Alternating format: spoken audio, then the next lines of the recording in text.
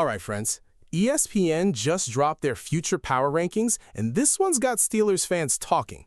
They look at where every team is set up to be over the next few seasons. Quarterback, roster, coaching, front office, all of it. And when I got down to Pittsburgh, I had to read it twice. They dropped the Steelers all the way to 30th out of 32 teams. 30th, guys! And when you actually dig into how they got there, some of it just doesn't add up. So stick around, because I'm going to break down exactly where ESPN went wrong here and why I think this ranking missed the bigger picture completely. Hello, Steelers fans. If you're new to the channel, go ahead and hit that subscribe button. So let me actually break this down for you, because when I looked at the categories they used to get to this number, I got even more frustrated. They had these guys grading out quarterback situation, the rest of the roster, coaching staff, and front office. And in every single one of those buckets, Pittsburgh got hammered. 20th in overall roster outside the quarterback spot, dead last 32nd at quarterback, 31st in coaching, and 27th in front office. I mean, honestly, when you stack all that up, of course you land at 30 overall. But it's the reasoning behind some of these grades that I got a real problem with. Take the front office grade for a second. 27th in the league under Omar Khan. Now here's what's wild to me. The same article that ranks him 27th turns right around and admits that he's drafted well and that there's exciting young talent on both sides of the ball because of it. So which one is it? Because you can't tell me a GM's drafted well for multiple years in a row and then also tell me he's one of the worst front offices in football. Those two things don't sit together. That's the kind of stuff that had me shaking my head reading through this. And then you get to the writer they actually had cover the hopeful side of this thing for Pittsburgh, a guy named Ben Solak. And look, I'll be honest with you, I don't think he's exactly what I'd call a Steelers believer. He's not real high on Aaron Rodgers, not real high on how this Mike McCarthy era is going to play out. So it's kind of funny to me that he's the one tasked with writing the optimistic angle here, talking about how the defense is built around aging stars like Jalen Ramsey, Cameron Hayward, and TJ Watt, but that the good news is Omar Khan is drafted well enough to soften what he's calling an inevitable transition. I mean, that's not exactly a ringing endorsement, right? That's basically saying, yeah, this team's getting old, but at least the kids might save them a little. Now, the quarterback piece, this is where I really want to slow down, because I think this is where the whole ranking falls apart the most.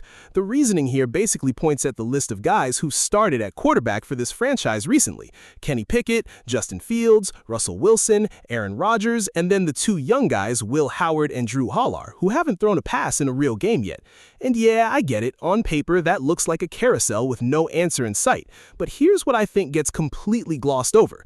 Drew Allar isn't just some random late pick they're hoping works out. This kid was a legit first-round talent physically. The reason he fell to round 3 wasn't a lack of arm talent or tools, it was some injury concerns, some inconsistency with his decision-making in big moments, and his footwork and accuracy needing refinement. And those are the kind of things that get coached up. That's not a guy who's got a ceiling problem, that's a guy who needs reps and structure. And think about the situation he's actually walking into. He's got a full year to sit, watch, and learn behind Aaron Rodgers, a guy who's a future Hall of Famer and probably knows this specific Mike McCarthy offense better than anybody alive that's still playing. That's not a wasted year. That's a luxury most young quarterbacks never get. He's not getting thrown into the fire against the best defenses in the world in week 1 of his career. He's getting to sit back, learn where to put his eyes, learn the concepts, learn how to operate at this level before it actually counts. And on top of that, Mike McCarthy himself has a track record here. He's developed Aaron Rodgers and Dak Prescott into two of the most cerebral, productive quarterbacks this league has seen over the last couple decades. So if there's a quarterback whisperer walking into Pittsburgh to work with this kid, it's him. Now, do I know for a fact Drew Allar becomes the guy? No, nobody does yet. He was raw coming out, and there's a reason talent like that falls today too. But I think the setup here, the mentorship, the year to develop, the supporting cast being built around him, that's about as good of a situation as a young quarterback could ask for. So to just wave that off and call it dead last in the league, I think that's short-sighted.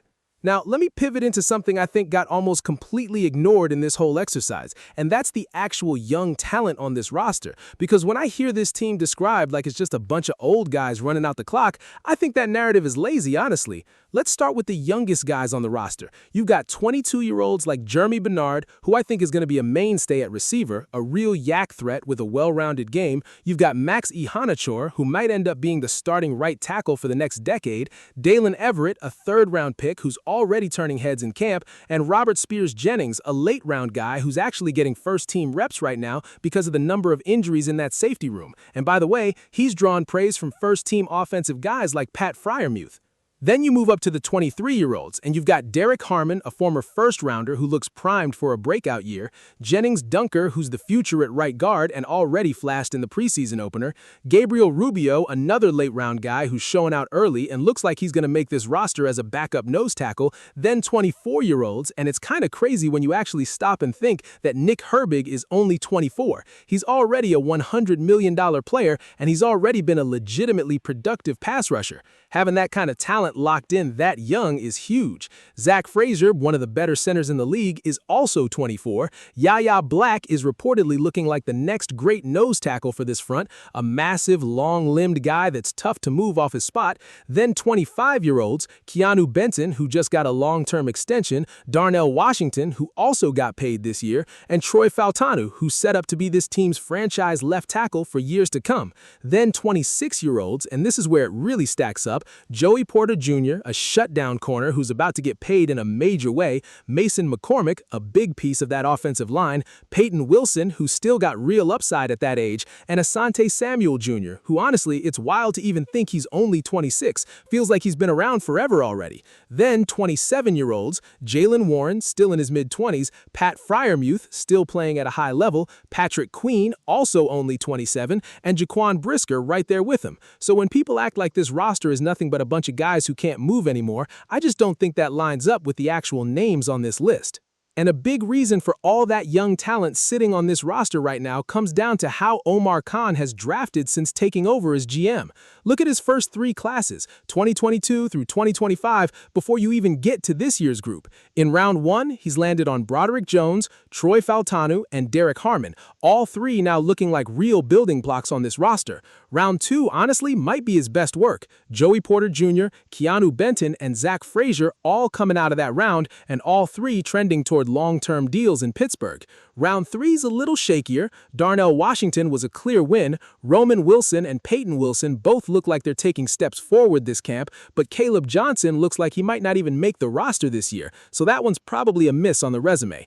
Round four, though, he's basically batting 1,000. Nick Herbig, Mason McCormick, and Jack Sawyer have all turned into real contributors. Round five, Yaya Black looking like a legit piece up front, and even down in round 6 and 7, where hit rates across the league are historically low anyway, he still found guys like Will Howard, Spencer Anderson, and Carson Brunner contributing, even if a couple swings like Ryan Watts and Corey Try Jr. didn't pan out, and Dante Kent still fighting through injuries. And then this year's class, this 2026 group, it's honestly loaded with names you've probably already seen showing up in camp standout lists. Max Ihanachor looked terrific before getting banged up, Jeremy Bernard's been playing well, Drew Allar's taking steps, Dalen Everett's impressing early, Jennings Dunker balled out in the preseason opener, right alongside his old teammate Caden Wedgen, Riley Nowowski looks like he's going to contribute, Gabriel Rubio looks like a roster lock, Robert Spears-Jennings keeps getting praised by teammates. Really the only guy from that group who might not make the initial 53 is Eli Heidenreich, and even he's got a shot at sticking around on the practice squad. So when I put all of that together, guys, the drafting, the youth up and down this roster, the situation Drew Allar stepping into, I just don't see how this team lands at 30 in the league for where it's headed over the next few years. And honestly, my real theory here is that this ranking leans way too heavily on right now, on the fact that Aaron Rodgers is 42 and this is technically a new coaching staff, instead of actually looking at who's going to be wearing this uniform in 2027, 2028, and 2029. Because when I look at the names I just walked you through, that's not a roster that's running out of gas. That's a roster that's just getting started.